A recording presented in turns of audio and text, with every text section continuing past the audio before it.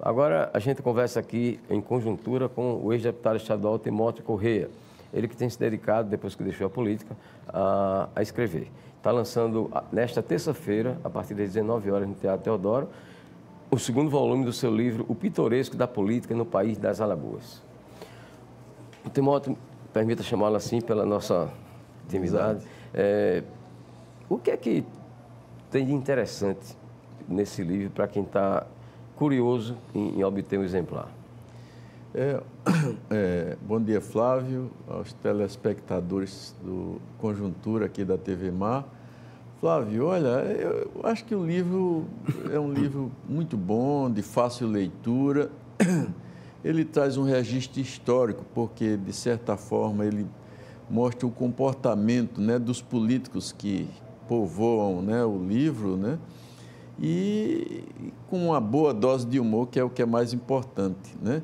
Tem uma amiga que fez um comentário, a Leda Almeida, que fez um comentário lá no livro, que ela disse que a vida sem humor seria um erro imperdoável, né? E eu concordo plenamente com ela. Ou seja, o livro traz um bom conteúdo humorístico e também um registro de fatos históricos envolvendo personagens históricas do mundo político alagoano.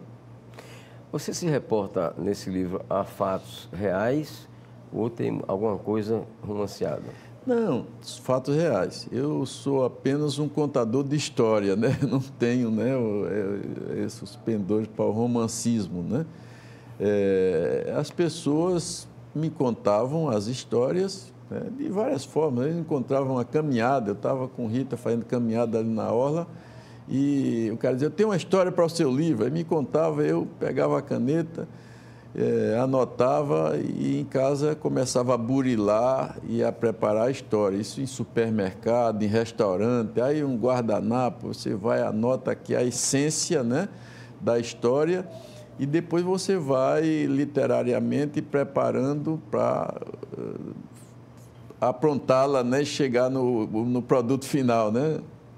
Timóteo, e quais seriam alguns desses personagens principais desse seu livro?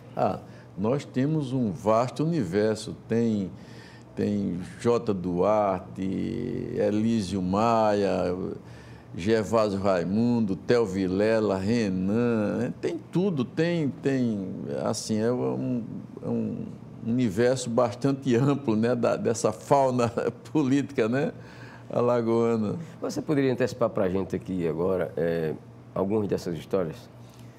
Bem, vou contar uma curta. O deputado J. Duarte, em 1982, você deve estar lembrado, que disputaram o governo de Alagoas, Divaldo Suruagi, que já era governador, Zé Costa, né, que teve até aquela época do voto Camarão, né, você deve se lembrar, né, e o Grilo. Surgiu uma candidatura alternativa que era do Grilo, que era de Água Branca. Então o Grilo procurou o Jota e começou a conversar. O que é que você tem no governo? Jota parece que tinha indicado a Coab. Ele disse, é muito pouco, né? No meu governo, você vai continuar com a Coab e vai indicar mais 2 secretarias, né? Jota governista, né? Juramentado. Ele diz, o Grilo, não, eu vou votar com o Divaldo, né? Que é meu amigo. E outra coisa, o Divaldo já é governador. Então o Grilo disse, Jota, você vai votar nele, né? Eu estou lhe oferecendo tudo isso. Mas não esqueça que amanhã eu poderei ser governador também. Então o Jota diz, então me procure depois de amanhã. É uma história interessante. São 130 histórias, né? Desde a história de Marechal Deodoro, né? Passando por Costa Rego, Silvestre Péricles, até os dias atuais, né? Um vasto espectro dos contos políticos da nossa política alagoana. O que é que você teria sobre o ex-governador Costa Rego, que é um personagem bastante antigo? Costa Rego, tem um interessante do Costa Rego que ele era jornalista como você, um cara muito conceituado, um dos maiores jornalistas do Brasil na época, era pilarense, governou Alagoas entre 24 e 28, né? 1904 a 1928, e o governo dele foi foi marcado por uma luta implacável, né? Uma perseguição implacável ao jogo e ao banditismo. O jogo do bicho, o carteado, né? E o banditismo, inclusive o cangaço. Então, as volantes de Costa Rego perseguiam muito o bando de Lampião. E Lampião, sentindo-se acossado, perseguido, um dia, ironicamente, mandou um recado para Costa Rego. Olha, diga ao seu governador, né, que eu estou acostumado a cruzar rio cheio. Imagina um rego, né? Então, essa história é uma história fantástica, essa do Costa Rego. Tem uma de Marechal Deodoro também. Deodoro não teve filhos e ele era muito explosivo, né? E ele dedicou o seu amor paternal ao sobrinho, que foi presidente da República, o Hermes da Fonseca, o Marechal Hermes da Fonseca, que era filho do irmão de Deodoro. Não é alagoano, porque ele nasceu no Rio Grande do Sul, né? O pai, o irmão de Deodoro, era presidente lá da província do Rio Grande do Sul e o Hermes nasceu lá. Disputou com Rui Barbosa, né, o governo, a presidência da República. Inclusive, ele tinha a vassourinha do Jânio já tinha sido utilizada na campanha por Hermes da Fonseca, que era para varrer a roubalheira dos civilistas, né, que era comandado por Rui Barbosa. E então o Deodoro gostava muito, tinha muita estima pelo Hermes, que não tinha filhos, mas quando ele estava irritado e contrariado com o Hermes, né, e essa relação pai-filho, né, então ele dizia, é isso mesmo, quando Deus não dá filhos, vem o diabo e dá sobrinhos. Essa é a questão, Deodoro. Ô, Timóteo, você, voltando à questão política, essencialmente, você fez política por quantos anos? Eu lembro bem do seu trabalho aqui como vereador, como deputado estadual, e ao mesmo tempo com a sua esposa, Rita Correia, vereadora, chegou até a ser presidente da Câmara.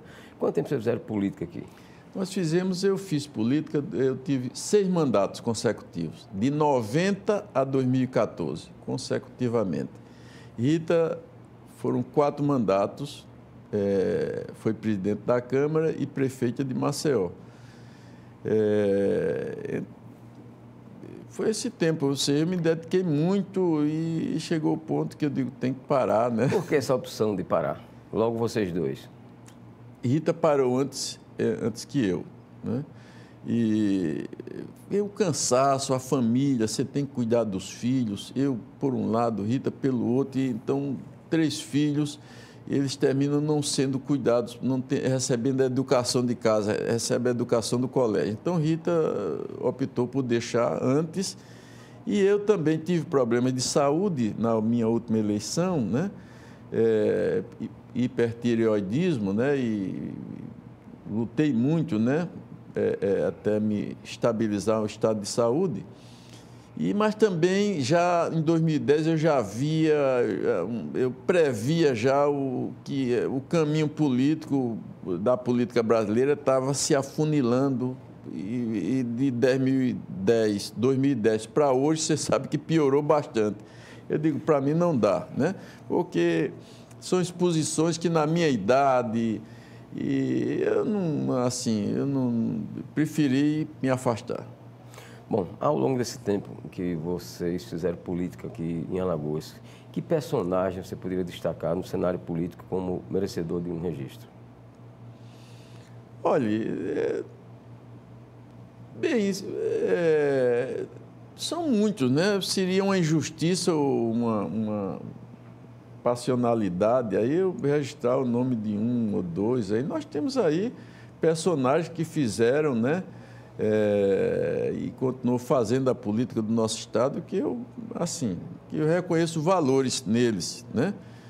Nós temos, da minha época, de quando eu comecei para cá, Geraldo Bulhões, Divaldo Suruagi, Manuel Gomes de Barros, né? Ronaldo Lessa, Renan, Fernando Collor, né? Então, são Benedito de Lira, né, que é um grande político que hoje está assim, com um trabalho assim, muito intenso, né, em prol de Alagoas, né? E Luiz Helena. Então, são muitos personagens que se destacaram durante o período que eu fiz política. Muitos, e talvez eu ainda esteja cometendo injustiça, ainda tem mais alguém que eu gostaria e que não me chega à memória.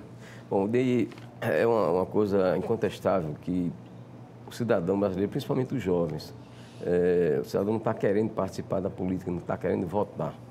Né? Inclusive, é uma previsão, o Marcelo Bastos falou agora há pouco, inclusive, sobre isso, há uma previsão de alto índice de abstenção e de votos nulos e brancos na eleição, que está se aproximando agora no mês de outubro. O que é que você diria dizer a essas pessoas que estão incrédulas com a atividade política? Flávio, olha, eu em 2010, quando eu saí, eu já fazia algumas declarações, a Gorete lá na TV Assembleia, e me perguntava, e eu já dizia que a política brasileira, esse modelo, esse sistema político está vencido há muito tempo, né? Não contempla mais nem a classe política e nem a sociedade, né? Eu não sei por que há essa inércia, né, de mexer nisso, de fazer uma reforma profunda. Por quê? O Congresso só trata de reforma quando chega perto das eleições, ou seja, no período que deveria tratar, ele não trata. Quando chega perto das eleições, então vem o imediatismo da legítima defesa, do cara defender sua pele, o seu mandato, então termina não acontecendo. E isso tem que acontecer. O Brasil, nem a classe política suporta, imagina o povo brasileiro. Então, isso é uma coisa, eu e Rita passamos uma semana agora no Rio de Janeiro, eu gosto sempre de ouvir, de perguntar, ninguém quer votar em ninguém, mas quem é o menos ruim? Não existe o menos ruim, aqui eu não vou votar em ninguém, né? Lá o espírito é esse, no Rio de Janeiro.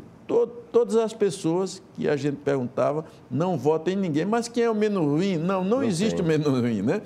Então, e a juventude, né? Ela não tem... Qual é a referência que ela tem hoje? Ou seja, a política seguir um rumo, né, fora da legalidade, que foi tolerada, esse rumo foi tolerado durante muito tempo e que se tornou uma prática usual, normal para todo mundo, né? Então, e hoje ninguém aceita mais isso. Então, meu amigo, é uma coisa que ou muda. E a sociedade está apertando redes sociais. O Brasil vai mudar. No meu ponto de vista, inevitavelmente nós teremos, assim, a curto e médio prazo, reformas profundas no Brasil, inclusive na reforma política. Ok, nosso muito obrigado ao ex-deputado estadual Timóteo Correia, que, repito, está lançando nesta terça-feira o segundo volume do seu livro, O Pitoresco da Política no País das Alagoas. Sucesso para ele com esse livro. A gente agradece ao ex-deputado Timóteo Correia e agradece também ao telespectador por nos acompanhar.